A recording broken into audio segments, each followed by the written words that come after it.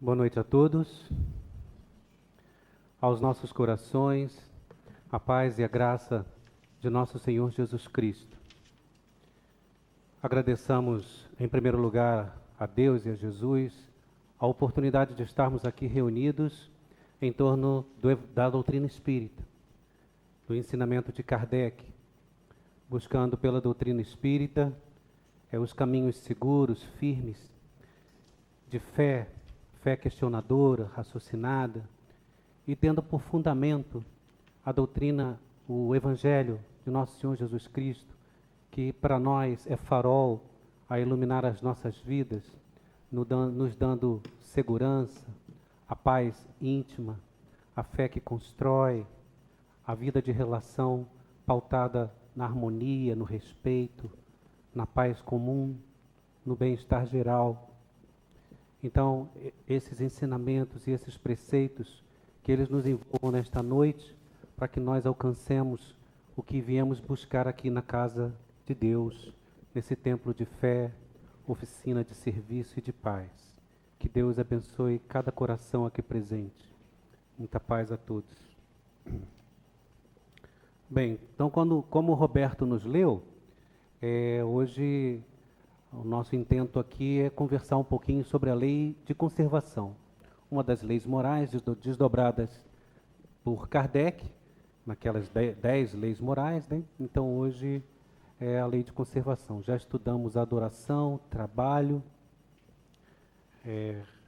reprodução, né? E agora conservação.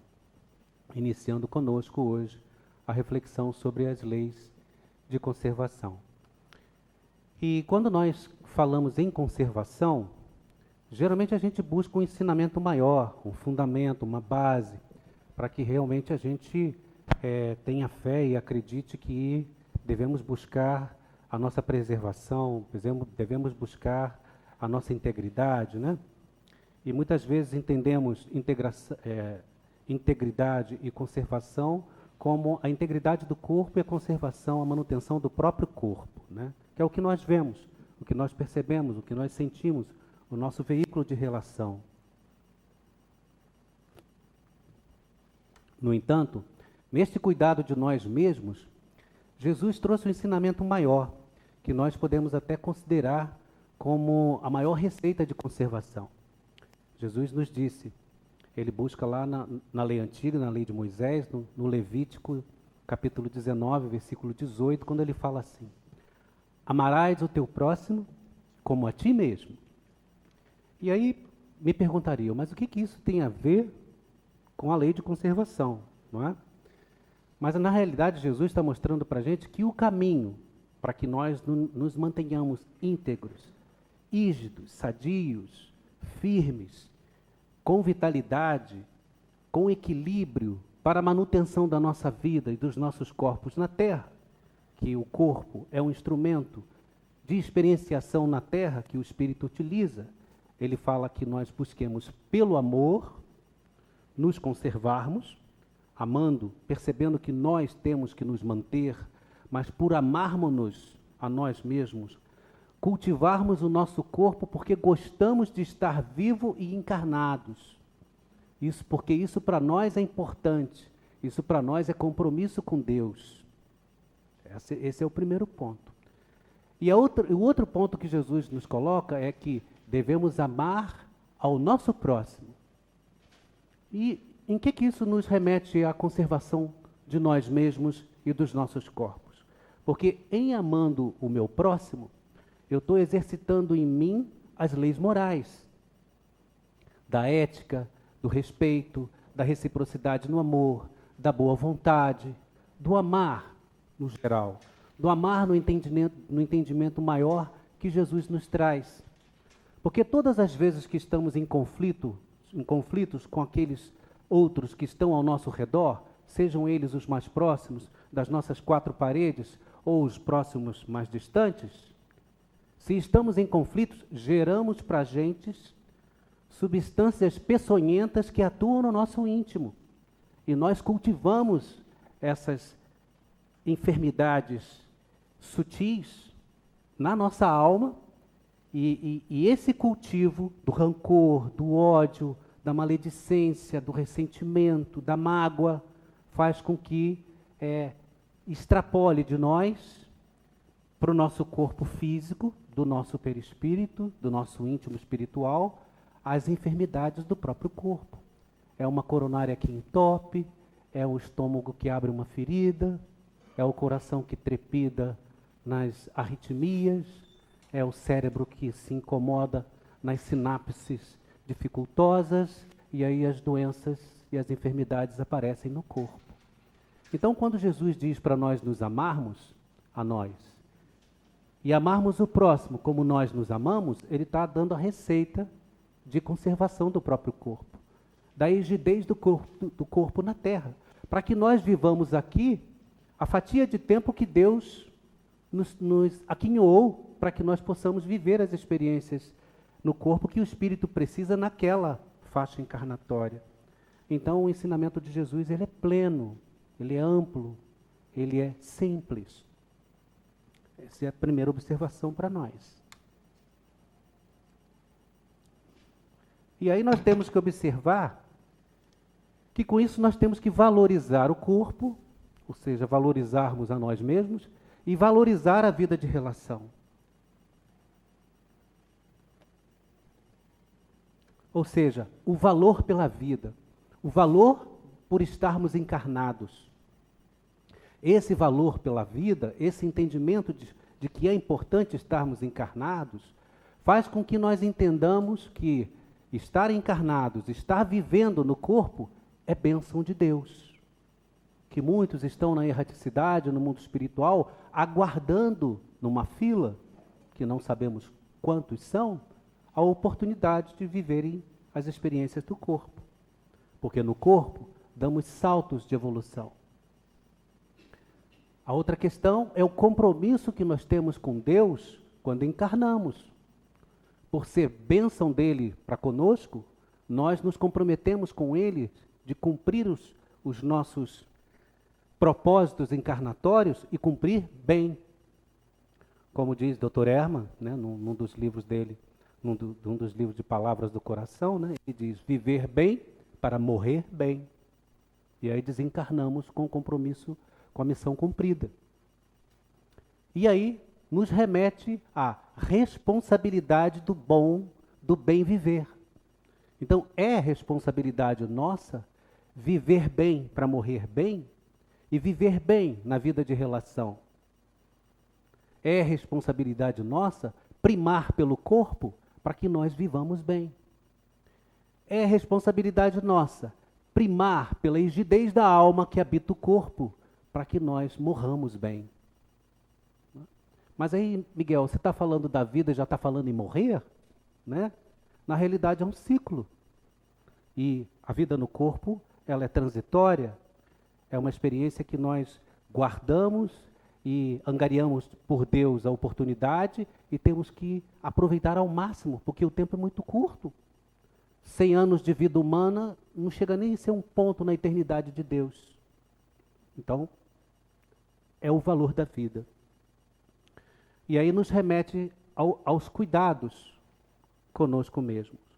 Cuidados com o corpo, cuidados com a alma e gerenciar os recursos que recebemos para o cuidado de ambos, do corpo e da alma. Então, cuidados com o corpo. Por quê? Porque o corpo, ele é instrumento da vida de relação e é instrumento de progresso aqui na Terra. Ele é santuário da alma. Nós habitamos, espírito mais perispírito, um corpo. Nós somos seres trinos, espírito, perispírito e corpo físico. Então, o corpo, esse instrumento é o santuário da alma. É onde a alma se refugia. Quando nos assustamos, quando estamos desdobrados no nosso sono, o primeiro lugar que a gente procura não é um lugar de segurança no plano espiritual, na erraticidade, não. A gente volta para o corpo e mergulha nele. Aí acordamos com o coração disparado, não é? Mas é o corpo recebendo um impacto e nos dando a segurança de que, ó, você está bem, você está na sua casa. E aí a gente vai se acalmando, as estruturas se reorganizam e aí a gente volta a dormir.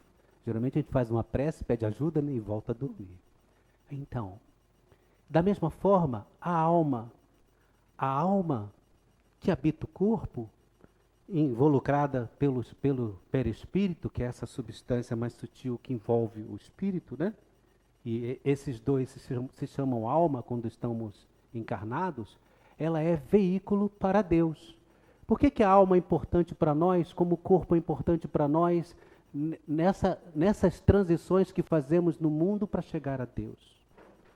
Porque nós vamos encarnar tantas e tantas e tantas vezes que o perispírito vai se depurando, depurando, depurando, e daqui a pouquinho não precisamos mais de corpo físico.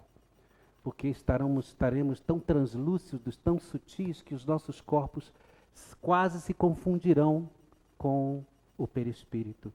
E o espírito quase não necessitará mais de reencarnar.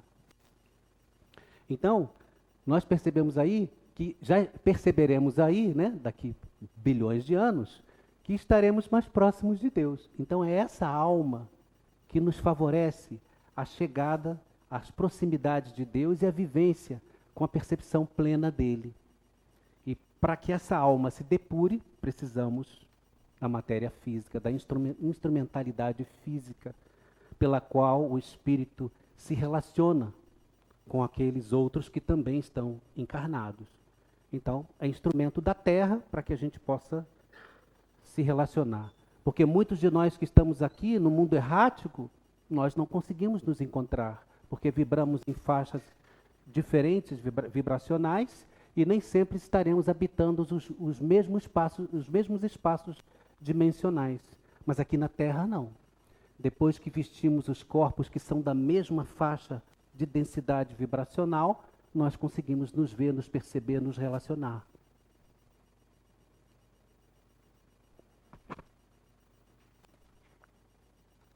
E aí, a outra questão em relação a essa valorização da vida são os meios que nós dispomos para nos mantermos ígidos, vivos nos corpos.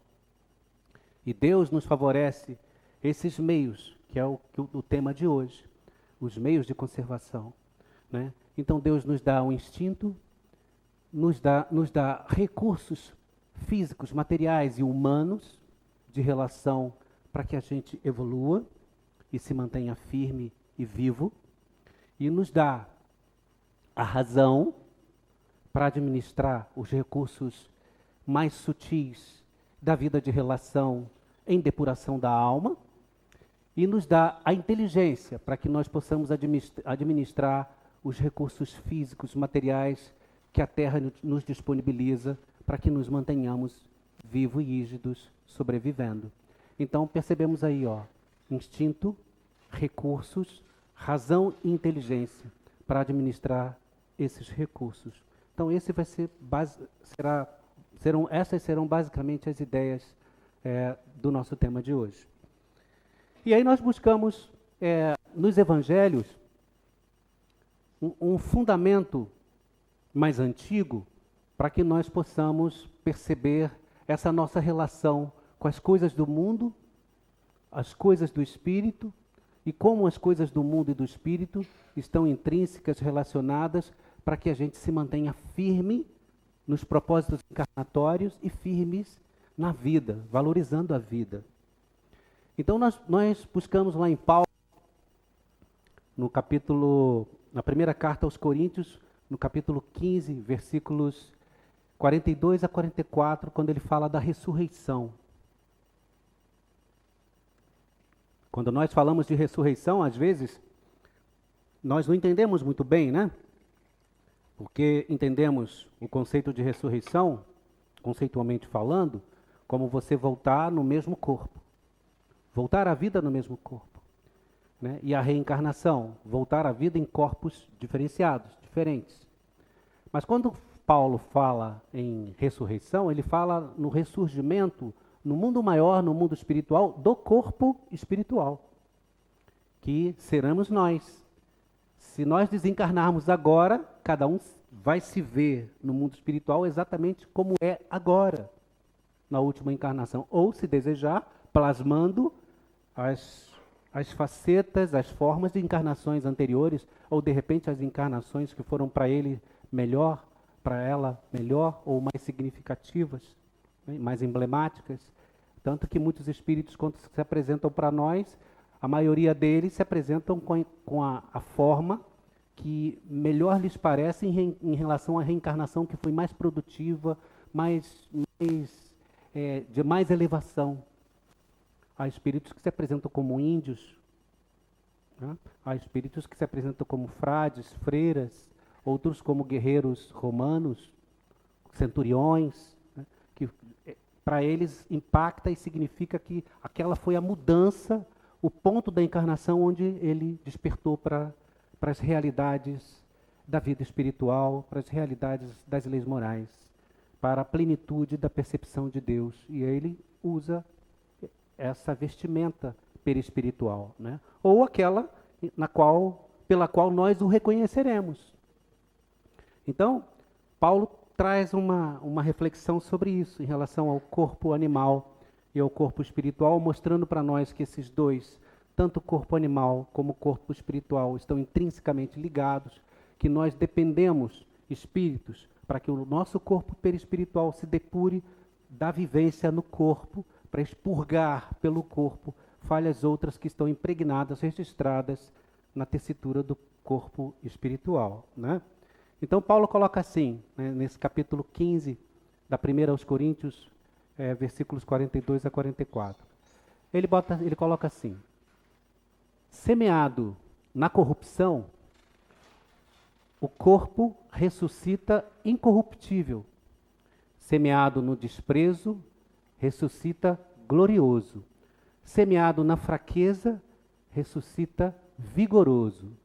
Semeado corpo animal, ressuscita corpo espiritual. Se há um corpo animal, há também um corpo espiritual. Então, Paulo mostrando para nós que nós temos um perispírito, nós temos um corpo espiritual. E que dependendo da ambiência onde a gente encarne, se é uma ambiência difícil, de vida difícil, corrupta, né? E aí nós chegamos nessa ambiência, com certeza, vivendo aquelas experiências, retornaremos no corpo espiritual para a vida maior, incorruptíveis, se não sucumbirmos, obviamente, não é? E aí ele fala, se a gente é semeado na fraqueza, ou seja, num corpo débil, no corpo difícil, vivendo as enfermidades, quando ressuscitamos no corpo espiritual, ressuscitamos vigorosos, rígidos espiritualmente, com aquelas fraturas, com aquelas debilidades perispirituais expurgadas, não mais necessitando encarnar em corpos débeis, em corpos frágeis, em corpos doentes. E aí ele vai dando os exemplos para a gente, né? Então aí mostra-nos então a responsabilidade que nós temos de cuidar do corpo e da alma.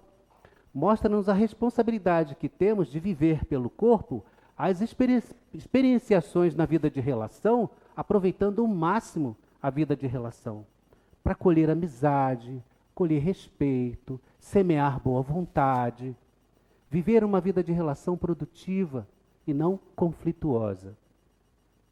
Muito provavelmente, quando vivemos as vidas de relação conflituosas, retornamos para o mundo espiritual carregados de mágoas, ressentimentos, né, rancores.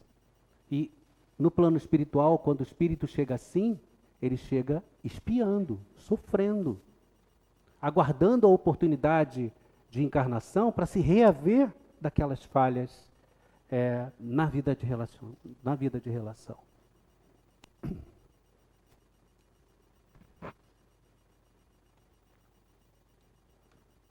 Uma outra passagem interessante, que aí cabe uma reflexão muito importante, porque é muito comum nós percebermos, vermos nas outras religiões, as pessoas, os crentes, os prosélitos dessas religiões falarem assim, Deus proverá, não é? As pessoas vivendo aquelas dificuldades, aqueles problemas, não se preocupe, Deus proverá. Jesus na causa, não tem isso também, né? Jesus resolve tudo. Mas não é bem assim que Jesus coloca para a gente, não, meus queridos. Vamos ver lá, quando ele coloca no Evangelho de Lucas, no capítulo 6, versículos 26 e 28, e nos versículos 28 e 30, quando ele fala dos bens da terra, mostrando a munificência de Deus, né? Então, mostrando a abundância, a bondade de Deus para nós, com os recursos disponíveis na natureza. Então, ele coloca assim, não vos inquieteis de onde achareis com o que comer, e não vos preocupeis de onde tirareis roupas para vestir o corpo, nem de onde achareis do que comer para o sustento da vida. Porque a vida não é mais importante do que o alimento, e a roupa não é mais importante que o corpo, ou melhor, o corpo não é mais importante que a roupa. Então não vos inquieteis de onde tirareis do que comer para o sustento da vida, e nem de onde tirareis roupa para vestir o corpo, porque a vida é mais importante que o alimento, e o corpo é mais importante que a roupa. Estão mostrando para a gente prestar atenção, né, na vida, né, e no corpo, que é o instrumento da vida. E aí ele coloca assim, não vos inquieteis com o que comer. Olhai os pássaros do céu. Eles não plantam e nem ceifam e nem amontoam nos celeiros. E vosso Pai Celestial os alimenta. Não sois vós mais importantes do que eles? Não vos inquieteis com o que vestir. Olhai os lírios dos campos. Eles não tecem e nem fiam. E eu vos declaro, nem mesmo Salomão, em toda a sua glória, jamais se vestiu como um deles. Se Deus, pois, veste dessa maneira a erva dos campos que hoje existe e amanhã será cortada e lançada ao fogo, quanto mais cuidado terá em vos vestir, ó homens de pouca fé. Então, Jesus mostra para a gente assim, que Deus provê, que Deus está gerenciando a nossa vida, que a natureza está fluindo de esplendor e de beleza e de vida e continua viva, esplendorosa. E nós aqui reclamando, preocupados com o que comer, com o que vestir. Mas será que é assim? Cruzar os braços e esperar que a providência nos favoreça os recursos que nós queremos para viver? Ou será que nós temos que agir para que isso se dê? Não é? Da mesma forma, Jesus, mais lá frente, quando ele está falando das orações, não é? Quando os discípulos lá em Lucas, no capítulo 11, eles perguntam a Jesus, pedem a Jesus para ensinar a orar, como João Batista ensinava, né? Ensinou os discípulos, e Jesus diz, quando fordes orar, dizei, Pai nosso, e nos remete a Deus como filhos dele. E aí fala também que nós devemos ser persistentes, perseverantes na nossa oração, que devemos pedir e pedir com fé, que devemos saber o que pedir, que devemos avaliar o que pedimos, porque a cada pedido há uma resposta, sempre. Às vezes as respostas não vêm como nós queremos ou esperamos, mas sempre vêm.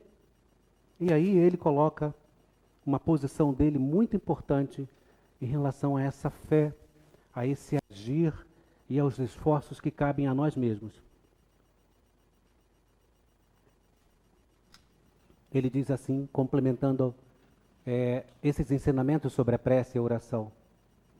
Ele diz, pedi e obtereis, buscai e achareis, batei e se vos abrirá, porque quem pede recebe, quem busca acha, e quem bate a porta se abre. Ele mostra para a gente que não é simplesmente Deus, com a providência divina, com os recursos da nossa natureza, prover e ficarmos de braços cruzados. nós temos que buscar para achar. Nós temos que bater para que se abra, para que a natureza resplandeça de vida e nós percebamos a vida, a disponibilidade dos recursos, depurados ou não, mas disponíveis para a nossa manutenção da vida. E aí, nosso objetivo hoje é esse, né? É reconhecer a vida como oportunidade de progresso, valorizando os recursos de tempo, de vitalidade e de oportunidades da vida em humanidade, da vida de relação. Vamos conversar um pouquinho sobre a vida, né? Abordando esses pontos que nós conversamos sobre os recursos que Deus nos favorece, como Kardec nos coloca aqui. O instinto, os recursos, os meios, né, que estão disponíveis, que estão nessas questões, a razão e a inteligência, que são os recursos do espírito para o gerenciamento dos meios que Deus nos favorece.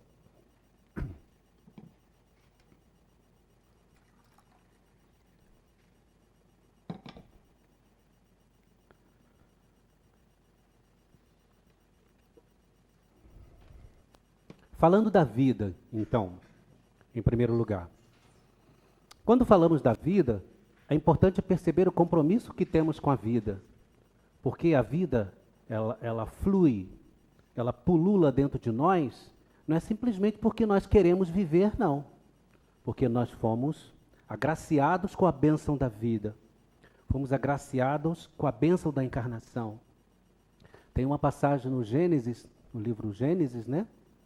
Lá nos registros de Moisés, no capítulo 2, versículo 7, que ele diz assim, e Deus formou, pois, o homem do barro da terra, e inspirou-lhe em suas narinas um sopro de vida, e o homem passou a ser um ser vivente.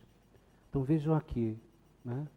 Se a vida pulula dentro de nós, é porque é um sopro de Deus. É Deus vivendo dentro de nós. É o Deus vivo em cada um de nós.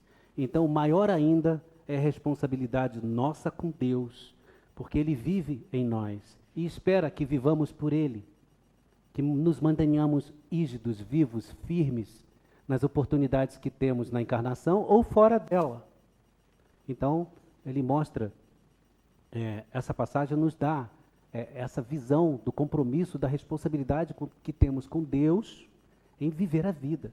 E com Jesus, pelos recursos que Ele nos favorece, né, de fé, de natureza, do próprio planeta que Ele gerencia, que Ele governa.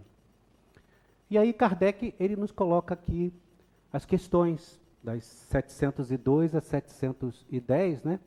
Então, nas questões 702 e 703, Kardec pergunta aos espíritos se o instinto é uma lei da natureza. E Kardec responde, e os espíritos respondem que sim, que é da lei natural. E tanto que Deus dá um instinto às criaturas, seja de acordo com o grau de inteligência, de forma maquinal, ou seja, mecânica, ou de forma racional. Né? E aí faz a distinção do instinto. À medida que a gente progride, evolui, esse instinto, ele continua, mas nós o utilizamos de forma diferente. Então, basta observar, por exemplo, esse maquinal e o racional, no instinto como lei natural. Por exemplo, um homem e um cão atravessando uma avenida movimentada. Os carros ciclando ali de um lado para o outro, e o cão parado e o homem parado. No cão, o instinto pulsa como medo. É o barulho, é o vento, é o movimento, é a confusão. Então ele titubeia em atravessar, mas não porque está raciocinando em que momento vai atravessar. E atravessa e é atropelado. Não tem a percepção, a razão para avaliar o momento em que ele vai esperar diminuir o fluxo para atravessar. O homem, ao revés, ele espera, ele avalia, ele vê se há algum sinal de trânsito ou uma passarela para cruzar, e aí cruza com segurança. Aí é um instinto sendo utilizado, porque ele sabe que não pode atravessar de qualquer maneira, senão ele não está conservando o corpo, que é a responsabilidade dele, e aí é o instinto sendo utilizado de forma racional. Então, isso ele coloca para nós. E na questão 703, ele pergunta, né, qual o objetivo, então, do instinto para as criaturas? E Kardec responde que o instinto para nós é necessário para que nós nos mantenhamos vivos, nos conservemos e produzamos, façamos de nós o melhor como partícipes na criação e possamos participar com mais consciência, aproveitando ao máximo o instrumento que temos como partícipes na obra da criação. Essa questão 703 está muito ligada com a questão 132, que fala dos objetivos da encarnação, em que Kardec, os Espíritos respondem que um deles é suportar a encarnação como partícipes na obra excelsa de Deus. Né? A questão 704, Kardec já nos fala dos recursos que nós recebemos. Né? Então, e aí é a munificência de Deus, a abundância, né? A disponibilidade dos recursos que nós temos, e muitas vezes nós não percebemos. Kardec pergunta aos espíritos se Deus quer que nos mantenhamos vivos, rígidos, para aproveitar a encarnação, Ele nos dá os meios para isso? É a questão de Kardec. Kardec ele é metódico, ele é insistente, ele vai perguntando e depois ele vai perguntar de novo. Né? E aí os espíritos respondem, sim, claro, que ele dá os meios disponíveis. Aí ele complementa dessa forma os espíritos. Se ele não os encontra, é porque não os compreende. Olha que interessante. Né? Ou seja, os meios, os recursos estão disponíveis à nossa volta. Olha aqui quantos aqui. Cada um de nós é um recurso de sobrevida para o outro. Só que nem sempre a gente percebe isso, né? Que a minha vida depende dele, que eu respiro vida dele, que o olhar dele me transmite vida, que o carinho dele me revigora. Né? Então, ele fala que nem sempre nós percebemos, nem sempre nós compreendemos. Numa visão, assim, grosso modo, numa visão assim mais clara, mais prática para a gente, avaliemos na natureza, por exemplo. Há 70 anos atrás, quantas pessoas desencarnavam por hipertensão?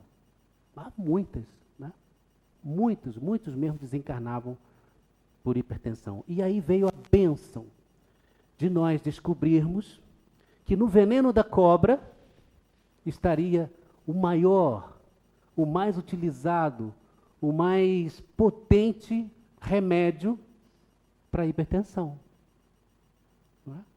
E esse veneno é da jararaca ilhoa, a jararaca que habita o Brasil de norte a sul. Uma cobra nossa aqui, né? Olha que bênção. A gente tem a cobra mais poderosa do mundo, né? Em relação a esse veneno, a esse remédio. E aí, do veneno da jararaca ilhoa, surgiu o captopril, ou capotem, né? O remédio aí, o SOS, que muita gente usa, né? É o remédio de pressão. Nos anos, há 70 anos atrás foi descoberto, e até hoje é o mais utilizado, o mais comum, potente, porque a jararaca ela morde a presa, e essa presa tem uma queda brusca de pressão arterial, desmaia e ela deglute o animal, engole. Né? Só que antes nós víamos a jararaca como cobra peçonhenta, que mordia e matava o bicho e engolia. Não é? Não víamos as possibilidades de cura que o veneno da jararaca nos trazia. Como diz os espíritos para Kardec, estão disponíveis, mas nem sempre nós compreendemos. Aí eu deixo uma pergunta para nós refletirmos aqui. Os mosquitos, por exemplo. Se nós pensarmos hoje, assim, friamente, os mosquitos existem para quê? Para morder a gente e chupar nosso sangue, não é? Causar aquelas manchinhas, às vezes alergias, coçar. Não é? É para isso que a gente vê o mosquito. Mas será que Deus, na munificência dele, na bênção, na magnanimidade dele, ele ia criar o mosquito com o homem, vivendo junto com o homem, somente para morder a gente e sugar nosso sangue? Ou há outra coisa mais importante por trás da existência dos mosquitos? Com certeza há.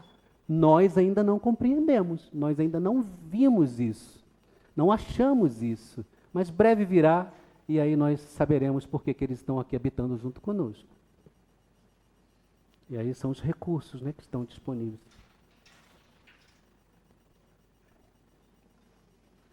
E aí Kardec mostra ainda, os espíritos mostram ainda nessa resposta da questão 704, que os recursos devem ser utilizados com utilidade e que tudo que é supérfluo,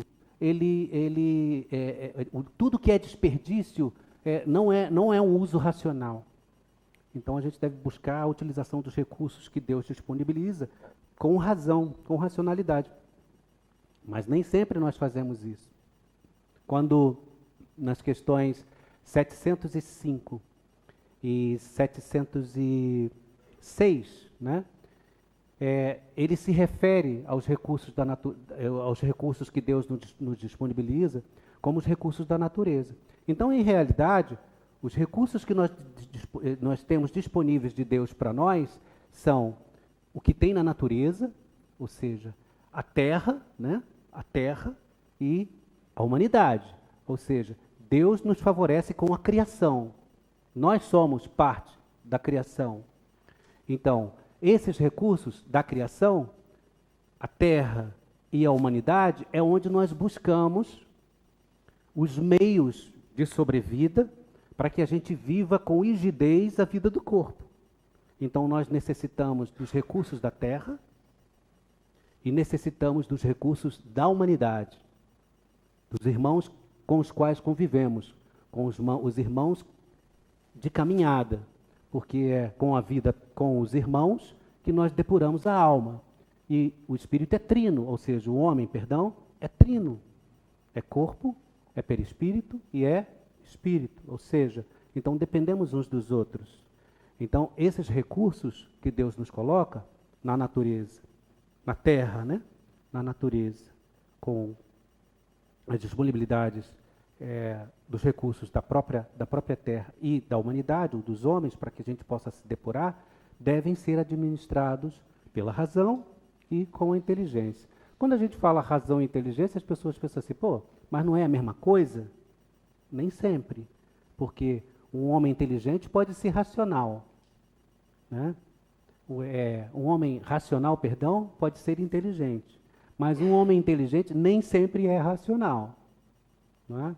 Ou seja, então, não dá para a gente confundir as coisas, porque a razão, na realidade, a razão é quando a gente consegue distinguir o bem do mal e buscar as leis morais.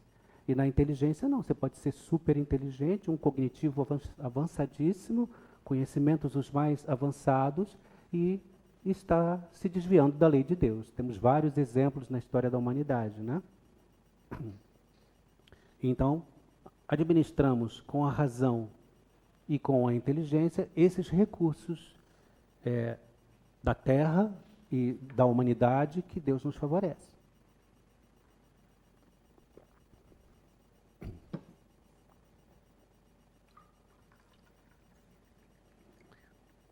Então, da natureza, nós temos a terra, um exemplo maior.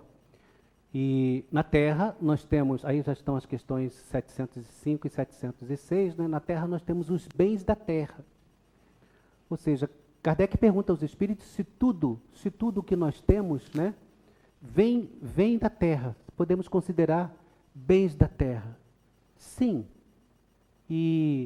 Mas aí quando nós falamos assim, bens da terra, raciocinamos com o solo, com onde nós plantamos, onde nós colhemos os bens, né? E aí, mas nós nos alimentamos muitas vezes dos animais, mas os animais vêm do solo, e aí Kardec pergunta isso, tudo que é bem da terra pode ser considerado vindo do solo? Tem como origem o solo? E os espíritos dizem que sim. Mas aí como é que eu vou entender que, por exemplo, a carne que eu como, ou quem come carne, ou aqueles que comem carne, né, vem do solo? Porque o boi, né, ele tem a capacidade de se alimentar das gramíneas lá, e tendo o corpo dele como um processador, ele se nutre e se transforma naquela criatura exuberante de vida que a gente já conhece, da qual nós nos alimentamos. Não é para ficarem tristes por se alimentarem do boi, não, quem se alimenta, né? Porque na questão 723, Kardec pergunta se é natural o homem se alimentar da carne. E aí os espíritos respondem, na vossa constituição, a carne se nutre da carne. É importante que o homem busque, pela lei de conservação, os estados de saúde e vigor para cumprir os seus compromissos encarnatórios. Mas que é importante que perceba que o homem se nutre, se alimenta de acordo com a sua organização. Então, se em determinada encarnação eu chego me alimentando de carne, e 50 anos depois eu começo a enjoar, não gosto mais, não quero, passo a comer minha sopa de legumes, passo a me alimentar com as folhas, passo a buscar mais a natureza, significa que a minha constituição, a minha organização física está se transmutando, está mudando. E aí eu já passo a me sustentar, a me manter, a me satisfazer com aqueles alimentos mais sutis, mais suaves, e não a carne lá mais densa. Não é? Então por isso que ele diz, o homem se nutre de acordo com a sua organização, mesmo que esteja num mundo como o nosso, em que a maioria de nós nos nutrimos da carne.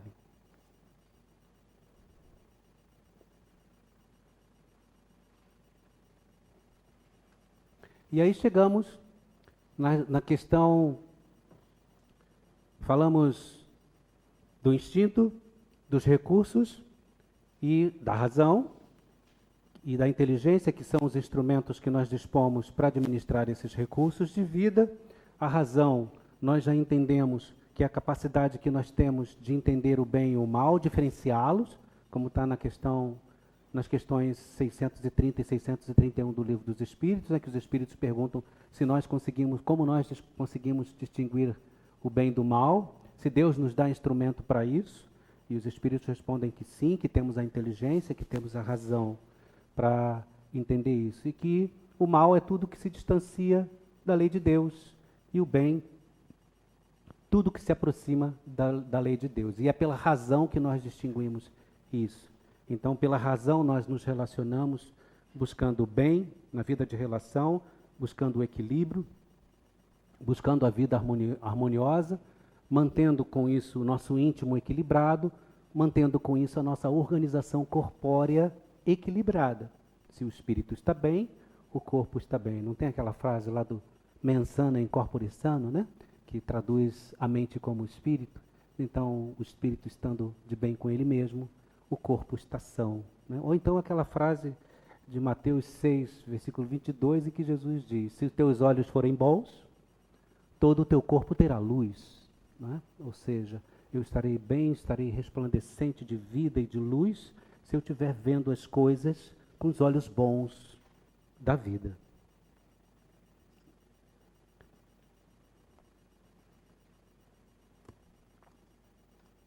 E aí chegamos ainda nessa questão da razão, que pela razão nós temos o livre-arbítrio, com isso nós podemos escolher nessa manutenção da vida, nessa avaliação do que comer, do que vestir, de como nos proteger, né? Nós temos o livre-arbítrio. Nós que escolhemos o que comemos e o que bebemos. E depois temos que administrar as consequências em relação aos impactos que geramos para os nossos corpos. Da mesma forma, pela razão, por entendermos e sabermos o que é certo e o que é errado, de acordo com as leis de Deus, que elas estão esculpidas no nosso imo da alma, né, na nossa consciência, questão 621, né? Com isso, nós sabemos que devemos nos relacionar pelas leis morais bem com as pessoas, para que a gente se mantenha de bem conosco mesmo, com as pessoas e equilibrados, não gerando conflitos para nós mesmos. E aí, raciocinando agora com a inteligência para gerir os recursos que Deus nos dá, que Deus nos coloca, não é? A questão 708, que ele coloca aí, fala da privação. 707, perdão, fala da escassez dos recursos. Kardec pergunta, mas como que é? Como que nós podemos entender e considerar as pessoas que vivem sem nada e aquelas que vivem sem nada mesmo na abundância? Não é? E aí os espíritos respondem, egoísmo humano, que os homens, a humanidade deve perseverar para buscar os recursos e, em solidariedade, prover aqueles que não têm. Então, pelo egoísmo, muitos têm e outros quase não têm nada. Quase não conseguem sobreviver por falta de recursos. Por isso ele coloca lá, né? Buscai e achareis, né? Batei e se vos abrirá, porque os recursos estão disponíveis na Terra e nós somos muitos no planeta. Imaginemos nós se todos nós buscássemos os recursos e não sentássemos e esperássemos alguém trazer, ou então não fôssemos até a prateleira do mercado e pegássemos pronto. Se fosse assim, buscando para ter o recurso, nós teríamos a noção do valor que é buscar o meio de sobrevivência e do valor que é saber que o outro não tem como sobreviver e sustentar o outro, apoiar o outro na sua necessidade. A outra questão que ele coloca em relação, aí já é em relação à privação, ou seja, quando você é privado dos recursos por uma condição externa, na questão 708 diz isso, você não tem o recurso para se alimentar ou para sobreviver por uma situação, uma catástrofe, e aí a cidade ficou isolada, as coisas não chegam. Nós tivemos há pouco tempo aí a questão dos caminhoneiros, que os recursos não chegavam em determinadas cidades. Não tínhamos tomate, não tínhamos carne, não tínhamos leguminosas. Então fica aquele desespero por uma interrupção numa linha de suprimento, né? No corredor logístico ali, rodoviário. E aí as coisas não chegaram e a gente quase que entra em desespero. E aí, quando é numa situação catastrófica por recursos, por situações outras que fogem ao controle do homem, Kardec pergunta como é se sustentar assim, ser privado dos meios. E aí os espíritos dizem que suportar, subsistir, se submeter à prova da privação, né, vontade de Deus, é mérito. E se desencarnar assim, é mérito, sem entrar em desespero. E aí ele mostra também, nessa questão da escassez, que nós fugimos muitas vezes do gerenciamento correto dos recursos que nós temos e abusamos muitas vezes dos recursos que temos. Quer ver um exemplo bem simples? As carnes, os pratos de degustação, nós comemos demais, produzimos em excesso e às vezes falta para uns e sobra para outros porque os outros não têm racionalidade no consumir ou no que consomem, né? Uma das aberrações que nós temos hoje, que é até prática em alguns países, a proibição, é aquele patê de fígado de ganso, de pato, de marreco, né, que alimenta um bicho com funil, com ração à base de gordura, para que o fígado fique bem inchado, mais saboroso na mesa daqueles que comem, o foie gras, né? Então, isso é racional? Isso é ético? Isso é cristão? Né? Se a gente for raciocinar. Então, isso é um abuso dos recursos que a gente tem, e desrespeito às próprias leis da natureza. Quando isso é inteligente no administrar os recursos, nós temos a inteligência para evitar isso. E aí quando Kardec coloca na questão 709, e aí ele mostra para nós que nós temos que buscar os recursos da natureza, voltar à natureza. As carnes, por exemplo, bombardeadas por hormônios, para ficarem mais gordas, mais apetitosas, mais bonitas, mais saborosas. Os frangos, que geralmente são pequenos, com 1,5 kg, 2, chegam a 4 quilos. Um frango não é natural. 4 quilos é o peso de um peru, né? Não de um frango. E nós alimentamos até que ele cresça e fique. E aí nós nos inchamos e nos alimentamos com hormônios. Fugimos da natureza, do que é natural. E aí geramos para nós enfermidades. Então, esse afastamento da natureza é que nós temos que combater, temos que voltar à natureza. Comer só folha? Não, comer com racionalidade. E aí ele mostra para a gente também, na questão 710, quando ele pergunta aos espíritos, se nos outros mundos mais avançados, se os espíritos se alimentam, como é que eles se alimentam? Ou se necessitam de alimento? E os espíritos respondem a Kardec que sim, que necessitam de alimento, mas que o fazem buscando a natureza, de forma natural. Porque os corpos são mais sutis. Que provavelmente os alimentos dele não nos satisfariam. Porque os nossos corpos são mais embrutecidos. Precisamos ainda dos alimentos que comemos. E na questão 709, ele fala em relação ao sacrifício do semelhante para a sobrevivência. Se há crime de homicídio em matar alguém para eu poder sobreviver. Estamos nos Andes, perdidos, e aí estamos morrendo de fome, aí eu e meu amigo olhamos já para o outro achando que aquilo ali é um bife de contrafilé, né? E aí tirar a vida desse irmão é um crime? Ou se pelo meu dever de sobrevivência eu estou fazendo a coisa certa, não é? Os espíritos respondem que é homicídio e crime de lesa à humanidade. É homicídio sim, que deveria suportar aquela prova. Mas aí vou deixar aqui para encerrar, né, uma reflexão. Tem um filme, está no Netflix, né, acho que todo mundo utiliza, né, o Netflix. O filme se chama Vivos. É um filme muito interessante que traz reflexões religiosas, de fé, a respeito da vida, do valor da vida, da lei de conservação, e mostra que eles acabam se alimentando dos corpos dos defuntos.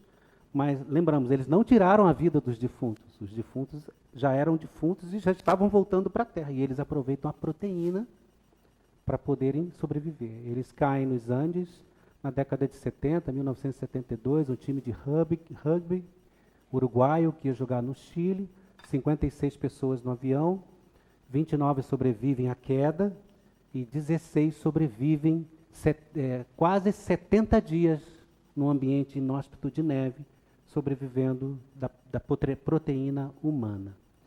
Para encerrar, vejam o filme, meus irmãos. Vejam que traz reflexões muito interessantes sobre o tema de hoje e sobre o valor da vida. E sobre os valores éticos, morais e religiosos que muitos de nós cultuamos, né, cultivamos. Para encerrar, eu vou deixar uma frase do Espírito Emmanuel, no capítulo 3 do livro Palavras de Vida Eterna, que fala sobre como evitar a tentação, né? Ou seja, como mantermos ígidos nos corpos, né? Ele diz assim, vibra com a vida que estua sublime ao redor de ti e trabalha infatigavelmente dilatando as fronteiras do bem, aprendendo e ajudando os outros em redor de ti mesmo, em favor de ti mesmo. Esta é a mais alta fórmula de vigiar e orar para não cairmos em tentação.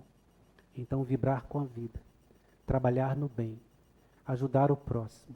Assim estamos vigiando e orando, mantendo-nos vivos, ígidos com os nossos compromissos encarnatórios. Que Deus e Jesus abençoe e ilumine cada coração que se faz aqui presente. Um grande abraço a todos, muita paz, meus irmãos. Graças a Deus.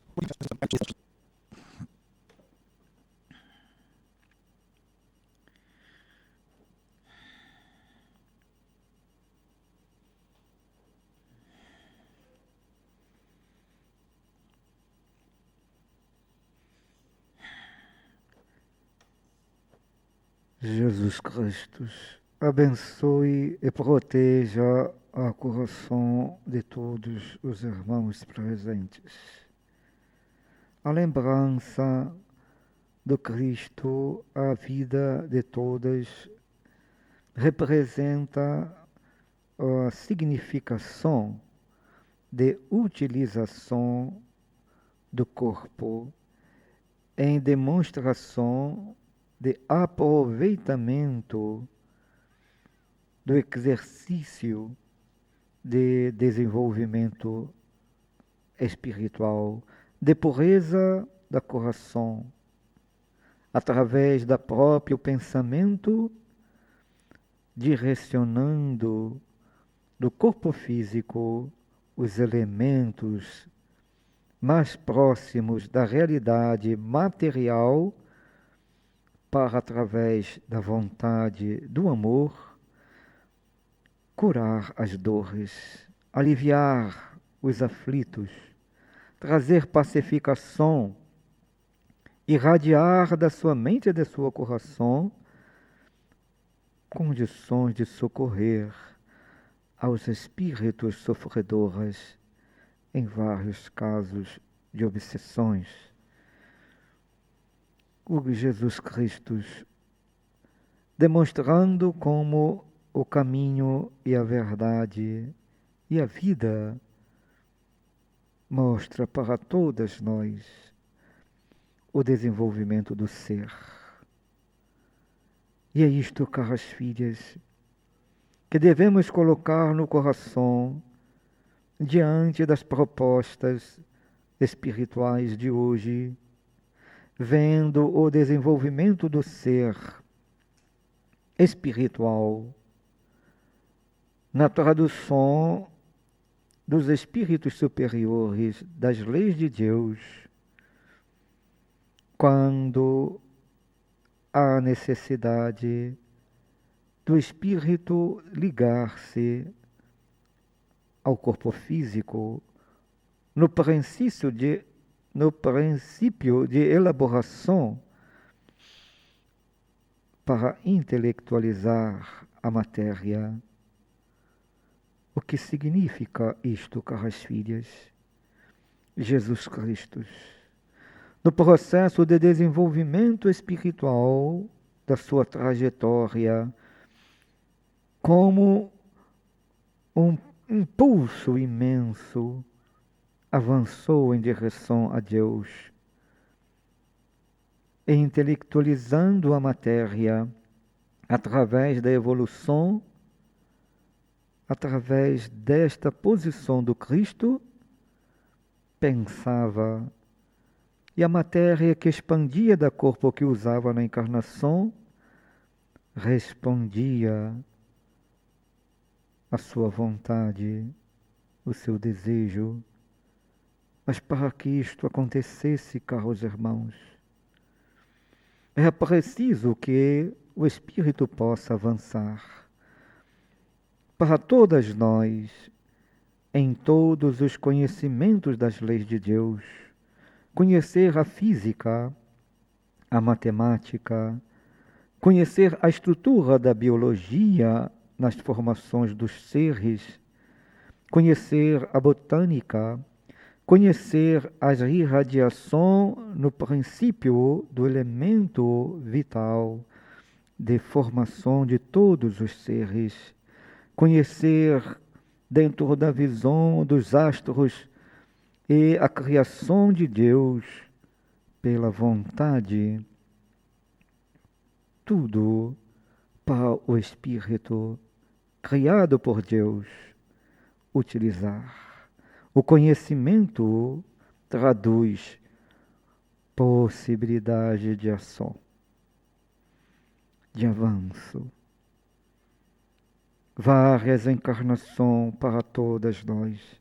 Será preciso desenvolvimento deste conhecimento e abrindo nossos corações e pensamentos quanto à resignação na aceitação das leis de Deus.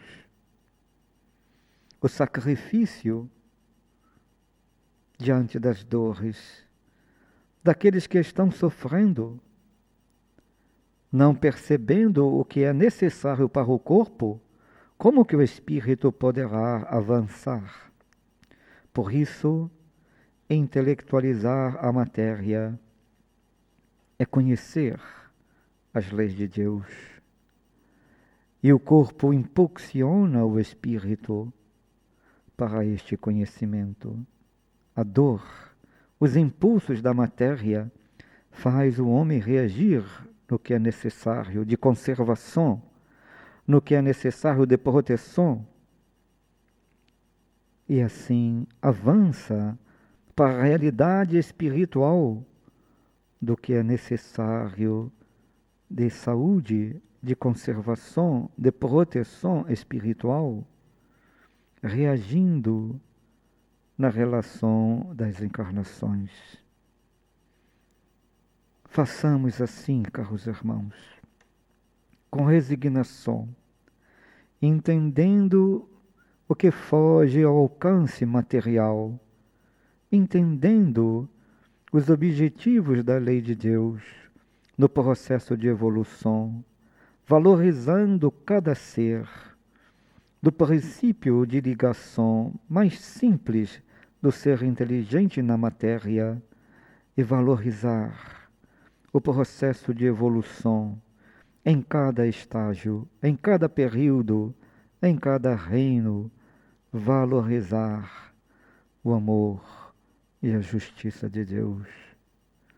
E assim, todas nós saberemos trabalhar juntos, amparando, ajudando uns aos outros, e mesmo que o corpo sofra, e mesmo que haja destruição do corpo, pela resignação no servir ao próximo, tenham certeza, filhas, estarão saindo do corpo físico, deixando as marcas dolorosas do corpo na própria matéria, mas o espírito desabrochando como uma luz purificada da poeira da terra, como a luz purificada das paixões, dos vícios, do orgulho, do egoísmo.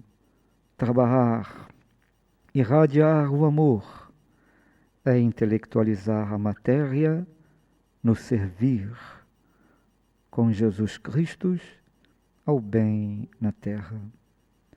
O abraço do Hermann aos vossos corações, vibrando com todos vocês o amor de Antônio de Aquino, amparando os corações na tarefa do servir, hoje, agora e sempre. Muita paz, caros irmãos. Muita paz.